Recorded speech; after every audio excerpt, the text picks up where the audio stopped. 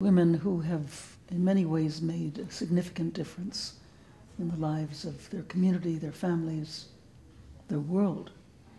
What do you find that is the emerging theme of these women? What is it that is something that they seem to be discovering, unfolding about women in the world today?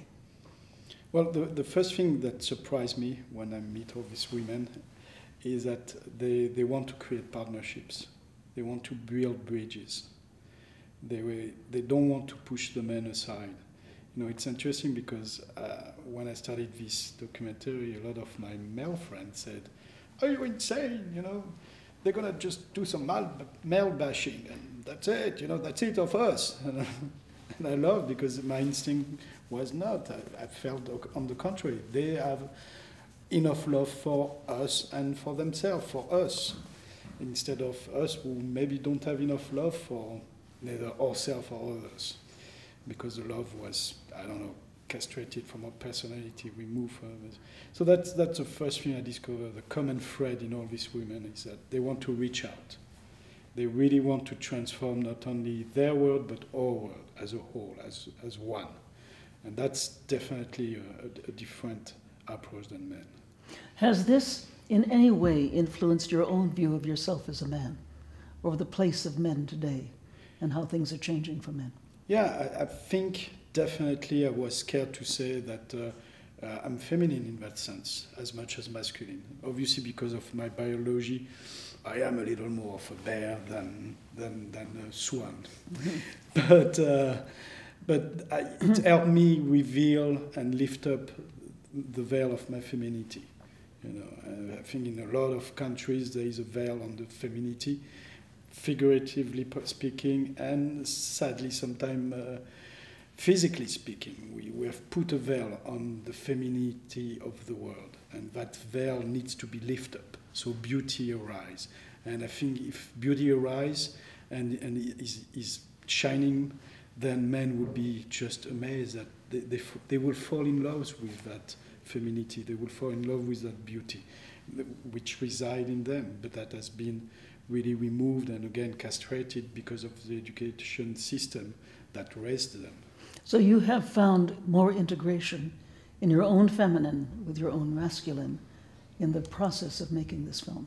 Absolutely. And I think that's a little bit the aim and the goal of this movie, to show that it's fine, you can cry, you can be maturing and have an instinct to raise a child or to cook or whatever role that we were supposedly not good at. No, you can be doing the same thing that a woman does, and vice versa. You know, why this world? Why is this separation? These boxes? We shouldn't have a predefined path as a boy or a girl. We should have an endless realm of possibilities offered to us. What about the rising of a new spirituality? With the rising of women, you would think that the feminine face of God is rising as well. Do you see this in your interviews? Yes, I see it, because in terms of spirituality, for me, the spirituality that was until now was still a patriarchal spirituality, you know, or spiritual main figure were masculine. And it's only lately that we see really an emergence of women being spiritual leaders. And I think so. I think what women bring to spirituality is that, again, they feminize spirituality. And they make it, they actually, even better, they transcend that. They transcend the fact that spirituality should be masculine or feminine. It should be androgynous. Because if anything, God is neither male or female. Whatever it is, it's not a he or she. It's something that is beyond this concept of separation. Because indeed, as the scripture said, it's all. And all is God. So why make separation when even in your scripture, whatever they are, it's all about oneness, beyond gender, beyond dogmas, beyond separation. If you could go back in time to your own childhood, given what you're now discovering about the feminine and masculine and the emergence of the feminine how would you change your own growing up or your own education? I think I would not have lived as much my life until now in fear. Ah. And it's a fear of failing. Because what we do with our boys is we give what I call the Superman complex. We tell them, you have to be tough, you cannot be fair, you're the man of the house, you're the savior of the universe. And that put an extreme psychological burden in your shoulder as a little boy. And I was lucky, in my family, thank God, my mom and father were not too much trying to make me that tough little Superman. You know, they unconsciously, because they have been raised like this, there was a little bit of that. But I was raised mainly in a farm for many years and a little bit everywhere in the world. So I think I was exposed to my own femininity. But indeed, I could have been exposed even more. You know, I would have loved to have had a bit more freedom to feel. And maybe I wasn't feeling enough. Or I was scared to feel. You know, so so you build a little bit of a fear to open yourself, a fear to try, a fear to expand. But because it was in me, eventually it emerged. And so instead of becoming whatever they wanted me to be, whatever society wanted me to be, well, I started to write poetry at 15, and I started to do short movies. So the artist, the feminine side, said, no, you're not that fighter or that soldier that people would like you to be. You are the crazy filmmaker, the sensitive poet. Mm-hmm.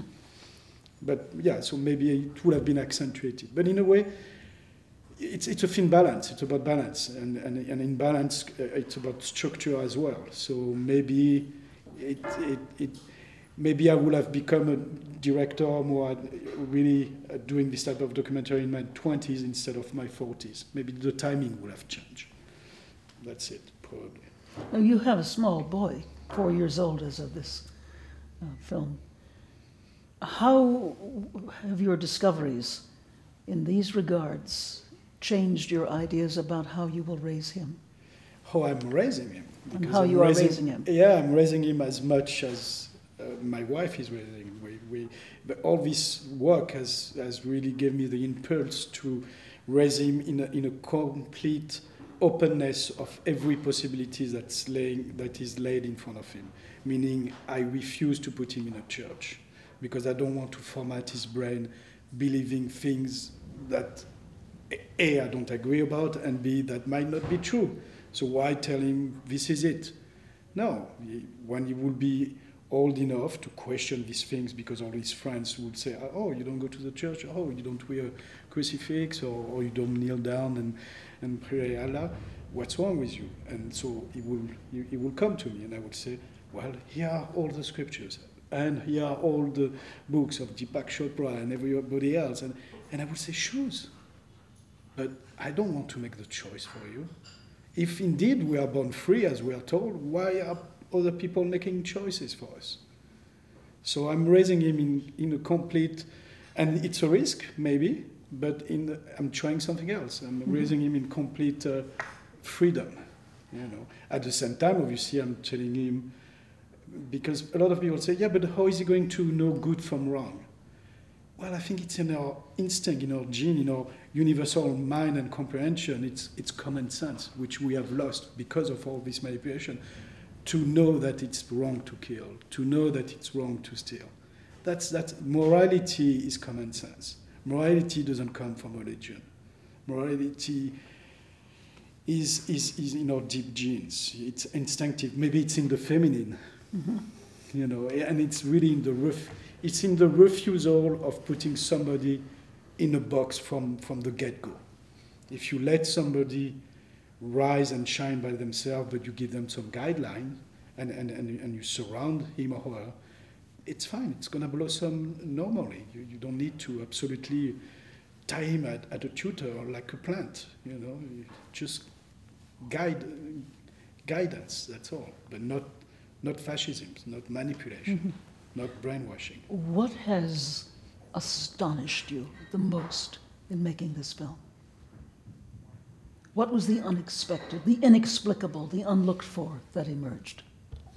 When I started that trilogy of him, I think I was very depressed, almost suicidal, meaning that I had reached the conclusion that I had no future, that the planet had no future, you know. And that's why it's mainly because of one thing. It's because of the intoxication of the media making me believe that there is a terrorist behind every tree, every tower, every plane, every seat, every stone.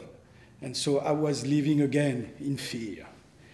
But somewhat, again, that boiling passion of saying, no, this is not possible, made me take a leap of faith and go and meet the world, meet other culture and people. And then I realized, no, actually, behind every tree, every stone, every building, there is a beautiful peacemaker. And as much as a man or a woman. And that's what surprised me, how that trilogy of film, in a way, saved me from myself. So this is the second film in the trilogy. Yes. The first was The Invocation. What will the third film be? The third film, these two films were a little bit about theory, about how we can mentally and spiritually shift our belief and how we can get rid of our fears. So it's about making one with ourselves and within ourselves.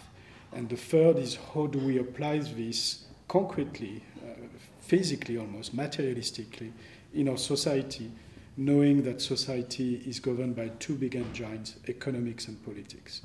Well, if you look at these engines today, they are ultra-patriarchal models of dominance, of exploitation, of killing. So we need to transform economics and politics. So the third movie, which is called I Come in Peace, a transformation of economics and political model, will be about that, about how we need to put the feminine back into this model. So it's not about revolution, it's about an evolution of this system, to give them back their femininity, to make capitalist a beautiful lady, you know, in a way. What does the world look like in the next 10 to 30 years, if in point of fact this rapprochement between male and female occurs? Well, yes, the thing, I think for the next 10 years, I'm a little bit pessimist, but for the next 30 years, I'm optimist. And the reason is the following. As much as I see a convergence of all of us making a lot of work to finally wake up the planet, and I think the shift will happen only when 7 billion will say, enough, we surrender, we drop our weapon, we drop our hate at once. It will happen only as once. It's not about one Messiah, one Savior, one Obama at a time. It's about 7 billion saying, enough, this is pointless. And so because of that, and because it's taking time to educate, to wake up people, I'm not sure about the timing. So what I see right now is still the rise of fundamentalism, the rise of extremism, the rise of separation, the falling of and failure of our economical system. So I'm very scared, for example, that because of all this reason, in 2 years Obama is not re-elected, and that we have the coming back of people who are even more bloodthirsty, and that we enter again a cycle of nonsense, which could be physical nonsense as well. Yes. Because there's still tension with Russia, China, and so if suddenly we have in this country a government that say, well, screw you, we won't pay our debt. We've got the weapon, we can face you. So there's a little bit of pessimism in me, because I don't know if we, the peacemaker, are making enough progress fast to stop that boiling hate that is still boiling and explosive. If we are faster than them, okay, maybe there's going to be that global awakening. If not, we will have a period of extreme chaos. But again, because, and that, by the way, that happened in history before. That's how revolutions happen. Extreme chaos, extreme poverty, extreme tears, fears, killing, and then as a whole, people unite from different cultures. We see it in every country, because what we forgot to say is like the French Revolution, that doesn't mean anything. It was people from different areas uniting against one system. Same thing here in America, same thing everywhere. So maybe we don't have enough suffering and chaos for people to wake up I think they should see that we have plenty and enough. But sadly, I don't see them being awake. So if they need more, believe me, they're going to get more. But then it will reach a point where we've got so much pain that people will say, okay, fine, that's enough. You know, screw my dogma, screw my manipulation, my spiritual materialism. Because that's a problem that I see is people are holding on that. Like if that's all they have, it's their identity, their culture, their faith. But no, if you're pure energy and light, you go beyond that. You respect that, but it's not essential. What's essential is to make it work as a whole, as the we, not the I. And the we include the I. The I never include the we. It can, but most of the time it excludes the we. So when we wake up together, then, and that probably more 30 years than 10 years, then indeed there will be peace. And then we can transform what we've been living in, which is fear and chaos. So the final question, the one that you've been asking everybody, what do you say to young people, young men and women today, given all the challenges, given the enormous acceleration of time and space and event? What do you say to them? It's 3 words. Run for office. And if you look at all the people in history, from Jesus Christ, or Buddha, or Mohammed, or JFK, or Martin Luther King, or Obama, it's all simple people that we are, who suddenly said, enough. I'm going to get involved, and we're going to get involved, and we're going to fix it. So run for office, whether it's your church, your school, your chess game club, whatever. Your political party, just run for office. And the more, the merrier. Are you happy with the film as it's developing now? The humanist in me says yes, because I see it helps people and it helps transformation. The filmmaker with a huge ego say, fuck no. Because I should have much more means and time to do it better. And it's like a crazy sculptor, you know. It's never good enough. I see the piece that doesn't fit this one and the music, okay, maybe I should find this. So, but I think we're all yin and yang and happy and unhappy. It's life, you know. Crying and exploiting of joy. It's that beautiful dance, you know, of darkness and light all the time, of life and death, you know, and it's all one. Thank you, Emmanuel. Thank you.